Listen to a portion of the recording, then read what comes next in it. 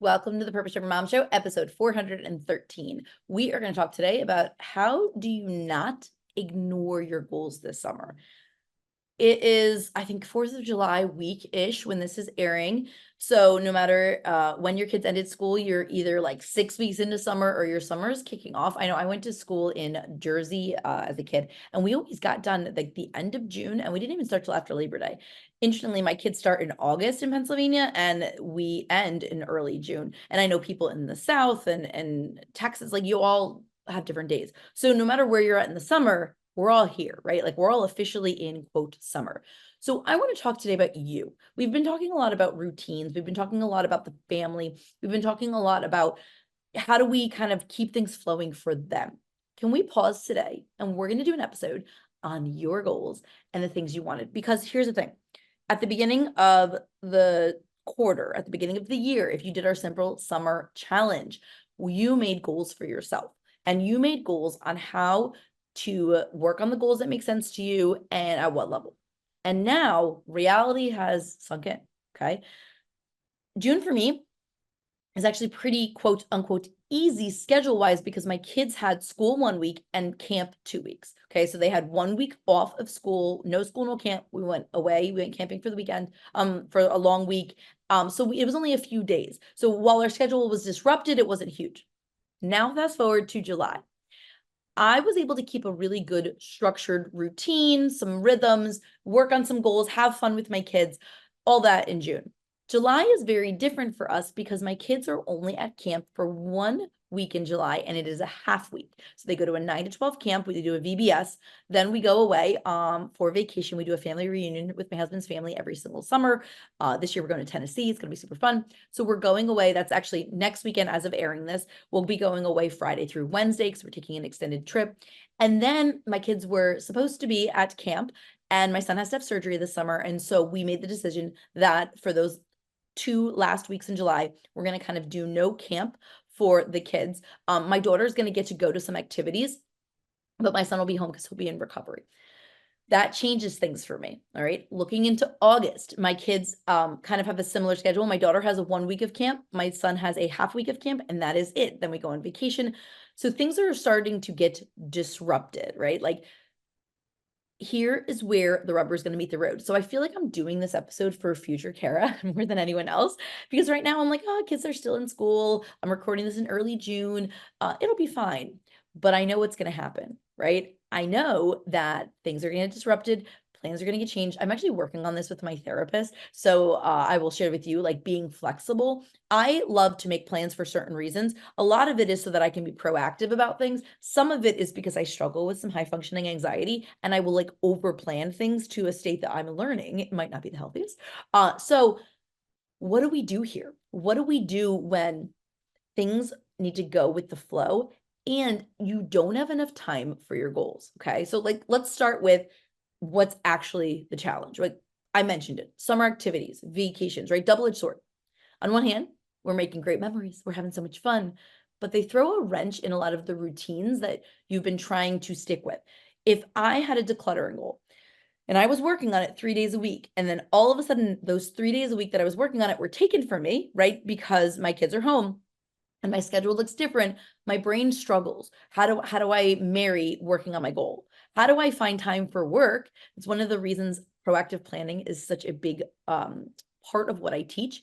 I'm recording all of my podcast episodes, right? Today is, what is it, June 4th? This is coming out a month later. I'm recording it now so that I don't have to worry about it and I can get a little bit ahead, but I still need to work. Okay. Maybe you've created this beautiful morning routine, like during the school year, right? You know what it's like. Think about your life right now. And while, yes, you fight about the shoes and who's cleaning up breakfast, you've got a flow. And now you're going to go on a routine. It's going to get disrupted, right? You don't have access to things like maybe you have a workout routine. So this is real time. Again, this is like, it's interesting batching ahead because I haven't gone yet. But when I go camping next week, I want to stick with my fitness routines. I have been lifting. I'm working with a coach.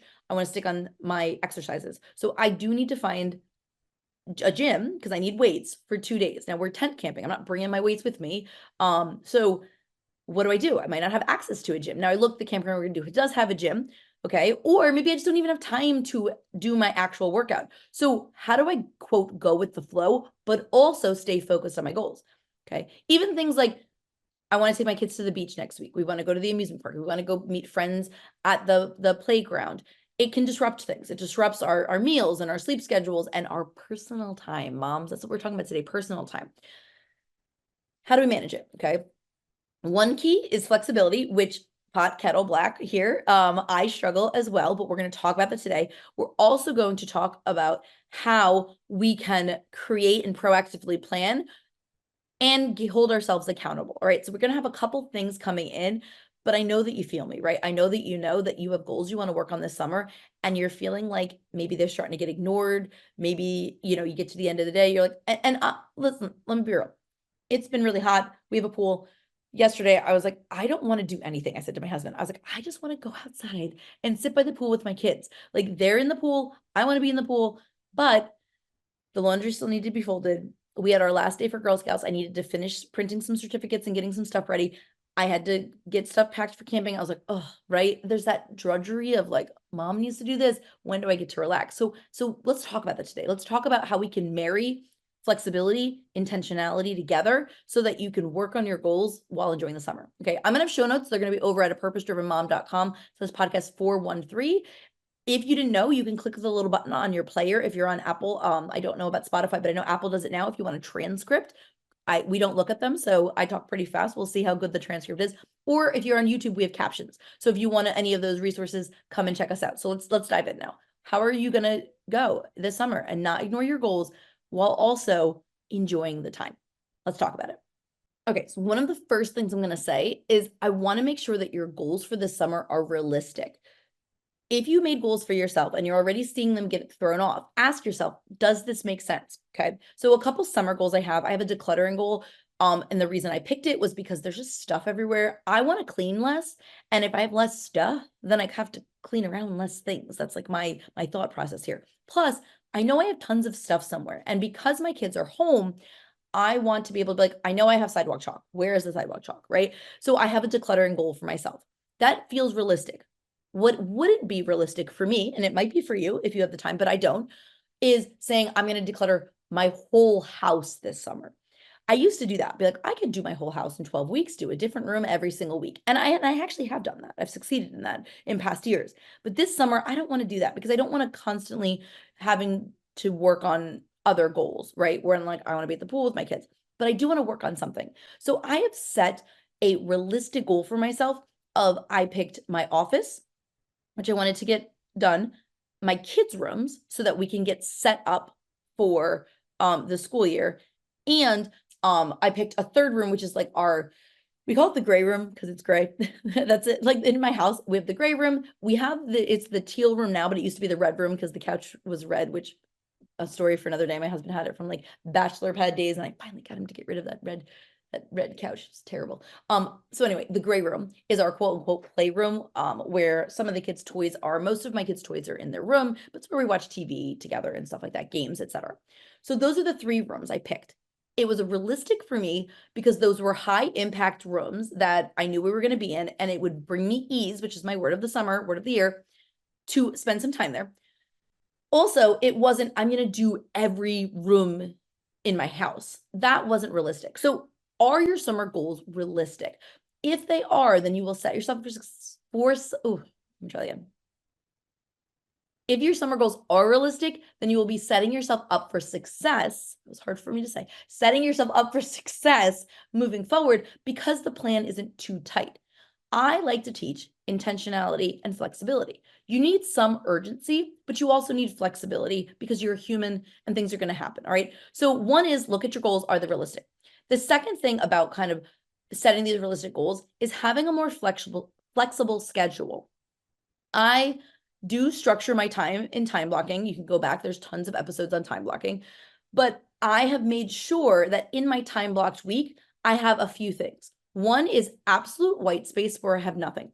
When I made my planner for June, July, August, and we did this in the Simple Summer Planning Challenge, and you know what? If you want access to that, I just realized it's like probably still available to buy. I think if you go to apurposedrivenmom.com/summerplanning24, We didn't take the page down, so you could buy it. It's $27. You'll get all the replays. So if you're like, I didn't get to do that, go to a purposedrivenmom.com/simple. Nope. A purposedrivenmom.com/summer planning 24. It'll be in the show notes. If you want, or swipe up, you can see the link. If you want to go through the challenge, there's 4 days of videos that you can watch. It just obviously isn't live now, but in it, I show you how to go through and put all your dates on the calendar so you can look at it. When I looked at June, it was still really busy for us. So between going to camps, which again is just fun for my kids, but they're still doing something. We had, and other activities. There was one day, we had one Saturday where there was nothing on the calendar. So I told my husband, we're keeping this. I'm not scheduling anything and I'm not planning anything. Because while going to camp is fun for my kids for the day, while the stuff that we have planned, we're sleeping overnight on the baseball field, oh, they're fun.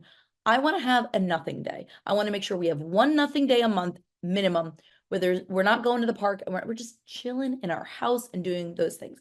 Now, again, we have afternoons. My kids will go to camp 9 to 3, and then they have from 3 to 9 where we're quote home chilling. It's not like they're go, go, go all the time, but there's something for me magical about having that one nothing day. So I plan that flexibility in.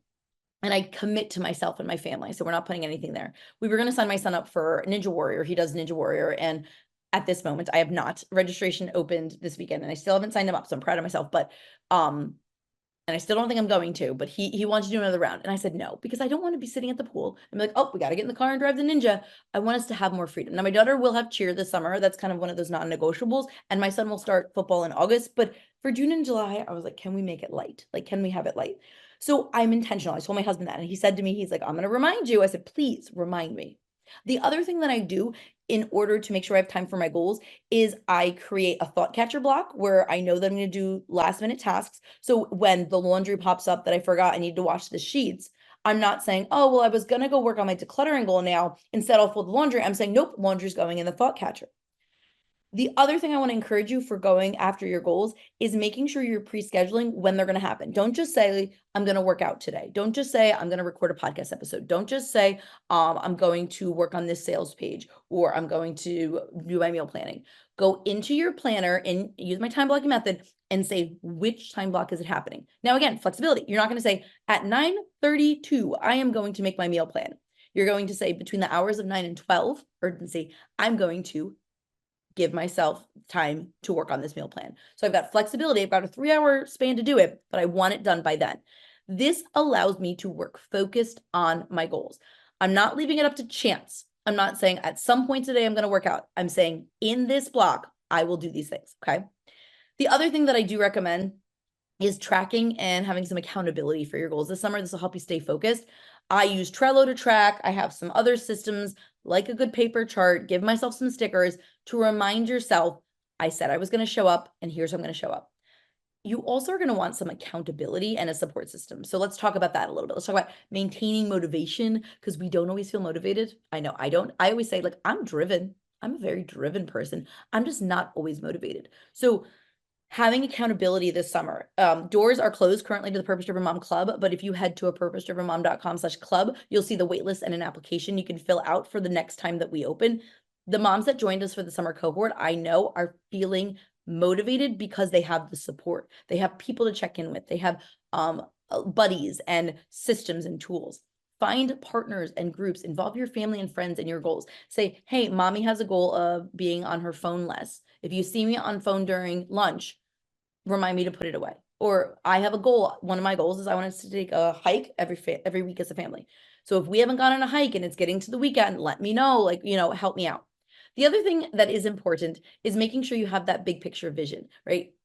I always say your why isn't the only thing, but it's a part of it. It's part of your plan. So know why you want to achieve that goal. Why did I want to declutter this summer? I talked through my vision with you because I want it to be easy to find things. I know that I have activities my kids can do, things like that. And then also celebrate your small wins. Reward yourself. Hey, I said I was going to work out 3 times this week. If I hit my workout on my chart and I've tracked it, then I'm going to go treat myself to Starbucks or whatever it is. Make sure you're celebrating the success, because it is challenging to work on your goals in the summer when your kids are home as a busy mom. It's just hard to do, but you are capable of doing it. All right. The other thing that's going to help, though, is setting some boundaries.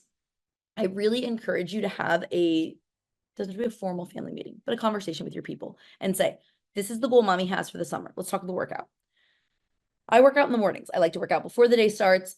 Otherwise, I really struggle to get it done. It's me time. I enjoy that. I don't want my kids interrupting. Like, it is the time I want. Do my kids come in the gym in the gym office to work out with me? Sometimes, yes. So here's where my flexibility and my structure come in together. We had a meeting. I sat with my kids and I said, listen, mommy's going to work out in the morning, just like during the school year. Some days when you have camp, you still have to get up and do the things you have to get done. But on the days you don't have camp, mommy still wants to work out in the morning. All right. So when mommy's working out, I really need the space for myself. What are some things you could be doing? Okay. This is when my kids get tech, to be honest. I let them watch TV because then they leave me alone and I can work out, but you make it up for you. Now, my son likes to work out. My daughter, I'm strong.